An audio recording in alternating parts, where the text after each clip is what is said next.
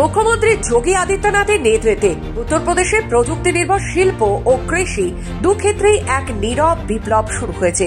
গত 8.5 বছরে রাজ্যটি প্রথাগত শিল্প থেকে ভবিষ্যৎমুখী ডিজিটাল অর্থনীতির দিকে অগ্রসর হয়েছে দারুণ গতিতে।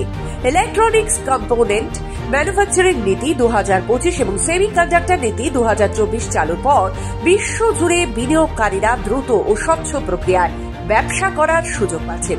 এর ফলও মিলেছে হাতে নাতে। 2024-25 অর্থবর্ষে ইলেকট্রনিক্স রপ্তানি 3,862 কোটি থেকে লাফিয়ে 44,744 কোটিতে পৌঁছেছে।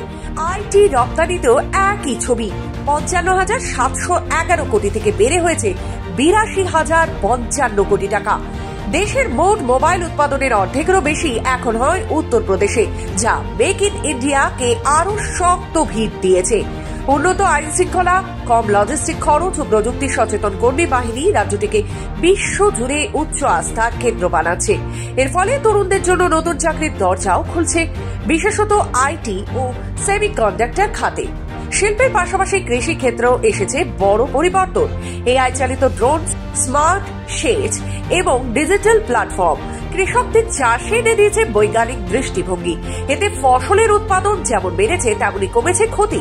ভুট্টার ফলন হেক্টর প্রতি 29 থেকে বেড়ে 70 কুইন্টাল, আর ধানের 45 কুইন্টালের সীমা পেরিয়ে গেছে। ওয়ার্ল্ড ব্যাংক ও গুগলের সহযোগিতায় উত্তরপ্রদেশ আজ দেশের প্রথম এআই নির্ভর কৃষি মডেল রাজ্য।